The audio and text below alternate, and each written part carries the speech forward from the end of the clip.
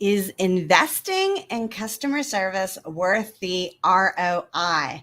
So today I want to talk about something that I think is super important. I wrote an email this morning, and just to give you a little bit of a clip, it was my first job was at the Home Depot, which I absolutely loved, bleed orange to this day. And one of the things that we were really taught was customer service is everything. The customer is always right.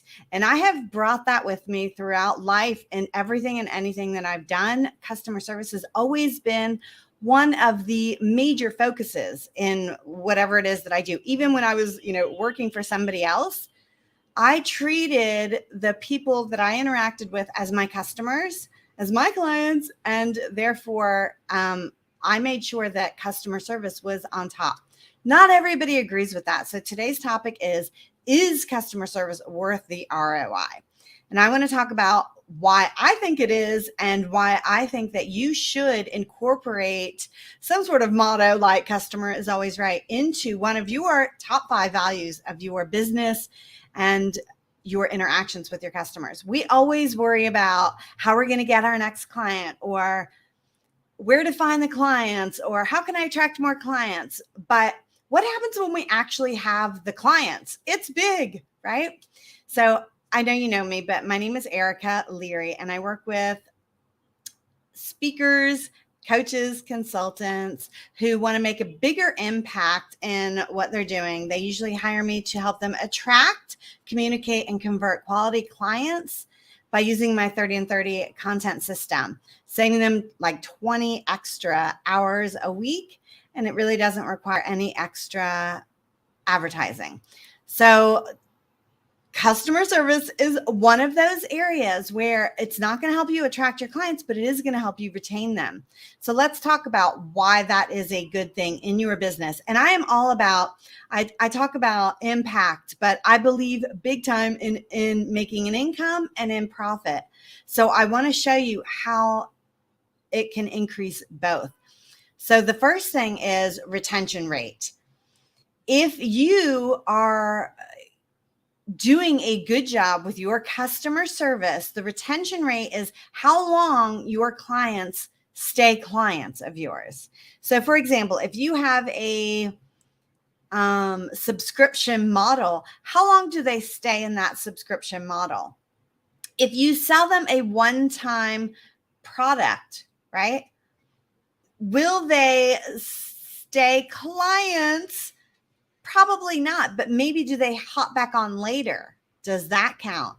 So retention normally is an ongoing thing, but I want you to think, so for the third thing that we're going to talk about, I want you to think of what happens when that stops. Is there something afterwards? And what does that look like? So your retention rate, how long do they stay in your system? And that's calculated by the amount of time. That's obviously the more time, the better it is. The second one is first contact resolution. Now, you might not think of this a lot, but if somebody comes to you for a problem, and it is a customer service related problem, I'm not talking about, strategy or, solving something massive going on in their business. I'm talking about a customer service related issue. If somebody comes to you with a customer service related issue, can you solve that the first time, every time, or how often? So figuring out what that rate is of first contact resolution, and I would go so far as to say happily resoluted, a happy resolution that first time. That is super important. So let me give you a couple of examples when I talk about that. I started to talk about Home Depot, and the reason I talked about Home Depot was the motto, right? Customers are always right. I believe that. Today we're talking about the ROI. So calculate some of these other things that we're talking about, and that is when you can see, is it worth the ROI or not? One time in band camp, one time I went to a store. It was similar to a Home Depot. I was in another country, so it was not the Home Depot. And there are 3 stores. One is sort of like Home Depot, one is sort of like Lowe's, and one is just like an extra one. But somebody had told me that this other one was really great and had great prices. So I thought I would give it a try. It was the farthest from my house. I obviously, had preferential treatment to the one that looked the closest like Home Depot to me. So that was the one that I would typically go to. But I went to this other one and their prices were great. The store was beautiful. They had a lot of things in there. So I bought a couple of things. One of the things that I bought was a toilet seat cover. The toilet seat cover was like less than $20. I want to say like 19 something. All right. Long story short, I finally get ready to put it on, to install it. I was having the bathroom redone. I finally get around to installing it and it's cracked. So I bring it back to the store. They give me the hardest time with this. It took at least an hour and a half, I would say. And I'm waiting now for the owner of the store, smaller country. I'm waiting for the owner of the store to speak to him. And he finally must have realized what a ridiculous thing this was, that I'd been waiting so long to speak to the owner about a cracked toilet seat. I never actually spoke to him. Somebody came back, made me stand in another line, get another one, and I left. Well, to be quite honest, they did resolve the problem, but it took so long. And the rage that I felt by the time that they resolved it wasn't worth it, to be quite honest. I never went back to that store. So I'm going to move into the third one. And that's why I said the happy first contact resolution. So they actually did resolve my issue in the first contact. I went there, they gave me a new seat, and I left. But what happened in between? And was I happy when I left? And I wasn't, because of how they treated me over a stupid toilet seat cover that was worth $20. I mean, it was ridiculous. Anyway, so the third one that I want to talk about is customer lifetime value. Now, I was getting a new toilet seat because I was redoing my bathroom. This place was a, do it yourself, buy all sorts of stuff for your house. I was buying something for my house, something super cheap. What were all of the other things that I could have bought? Let's just go with in the next year from that store, had I had an amazing experience and wanted to go back that first time that I was there, or the first, second time really, because I was returning something. So I calculated it out that day while I was standing in line in my rage, while I was waiting. I wasn't really in a line, I was just hanging out. But while I was waiting to speak to the owner, and while I was in my rage, I literally got a sheet of paper out and started counting things that I still needed to buy off the top of my head that year for my place. And I came up with over $2,000 just in that little bit of time that I was there.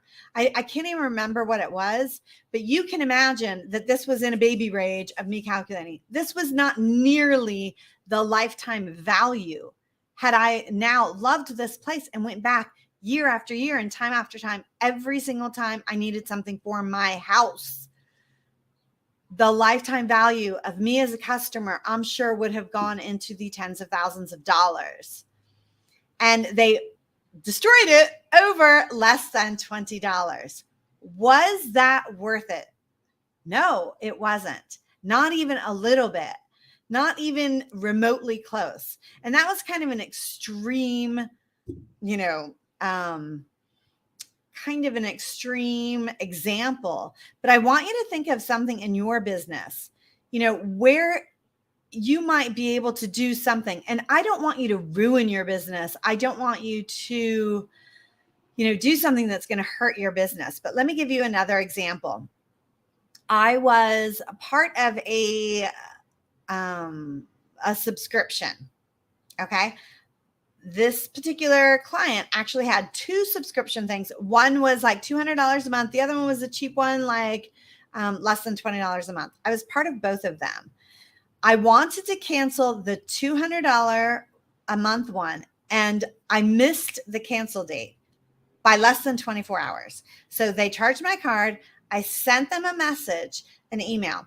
I explained why I wanted to cancel, how I wanted to stay with the other one because I really liked it, why this one wasn't working for me at the moment, but I did love it and wanted to get back into it in the future. But at the moment, it just wasn't really serving me. I explained that whole thing in this really nice thing. It was less than 24 hours after they charged my card. They responded with a message that said, our policy says, you have to cancel before we charge your card. And once we charge your card, we cannot give you your money back. I had not received anything from them because it was less than 24 hours. I didn't get any extra added benefit. It's not like I received something and they were like, oh, sorry, we can't I hadn't received anything at this point. It would have been very easy for them to say, yeah, I'm sorry. Typically our policy is this, but we'd love to make an exception because we know you're a client over here. We know that you have promoted our products in the past. I had promoted and been affiliate for them. So there were all sorts of reasons for them to keep me in this. Now, for them to say, we are not going to return the $200 a month I was paying, right? So over the time I had already paid, several $100s, I was still part of this other one and I was still an affiliate. What kind of lifetime? And this is a maybe, but I did say I was interested in probably going back to it in a couple of months. So whether I did or I didn't, right? How much money are they going to lose? Now, lifetime value is hard to calculate in this particular one because I'm canceling, right? But they are not leaving me as a happy customer. So am I likely to cancel the other one? Yes. Am I likely to promote them in the future? No. So just those two alone, they're going to lose money. If I never redid this one, they're still losing the less than 20, like maybe $17, $18 a month. They're still losing that, which I probably would have stayed for forever on that one. And they're still losing any affiliate income that they may have gotten off of me if I was a happy client, and the possibility of me returning or buying new products or anything else. In my opinion, return the money. Return the money, even if it goes against their policy. I get that. But it was less than 24 hours. Can they make an exception? Is the entire world going to know that they made that small exception right there? No, nobody would know. But would they have left a happy customer? 100%. So I think that it's not a very clear-cut decision. Is customer service worth the ROI? But in my opinion, if there is anything that you can do to leave a customer happy, and you cannot in all situations do it, and I get that, but is there something else you could do? Is there another way you could go about it? What is it in your power that you can do as the owner of the company, as the one that is overseeing customer service or speaking to your customer service reps? What is it that you can tell them? What kind of leniency can you give them? Maybe in this instance, you could say, hey, if somebody sends you a message about this, pause, send me a message. I want to answer those. I don't want you to make that kind of a decision, or I have a policy that X number of dollars, whatever it is. Maybe you messed it up this time and realize you can go back. The owner of that company could still contact me and say, listen, I'm sorry, my customer service rep, the owner of that company could still come back and contact me and say, hey, listen, I'm sorry, my customer service rep sent you this message because it is not our policy. I'd like to go back and change this. That could still happen. Are they going to do it? I don't know. I doubt it. But would it change my mind? 100%. And why am I not saying their name? Because there is still that possibility. But on top of everything else, if I leave an unhappy customer, am I likely to say negative things? If you think about it, people complain a lot more than they boast. It's just a fact of life. It's just what people do. Look at the internet, right? If you own a company, that people are a lot happier to get on there and say something negative about a company than they are to go on and say something positive. We're always chasing customers, trying to get them to say positive things about our company. But you don't have to chase somebody to say something negative. It's just the way it is. So think about all of that. The internet is a big, humongous place. Your reputation goes a long way. And so is customer service worth the ROI? I can't say 100% of the time, because sometimes there may be an instance where it's not worth it to you. It's worth it to just lose that customer, or to even leave them as an unhappy customer. Sometimes that's the fact. But I would say 99.9% of the time, it is not worth it to have an unhappy customer. So it's up to you. I'd love to hear your feedback on this. I'd love to hear what you think. I have a long list of things that you can do to figure out your own customer service and what you can do about it in your business. If you'd like that list, just chat me. Cheat sheet, customer service cheat sheet. And I'd love to send you that. All right. Have an amazing day. And again, this is Erica Leary, and I 100% believe the customer is always right. Have a great day.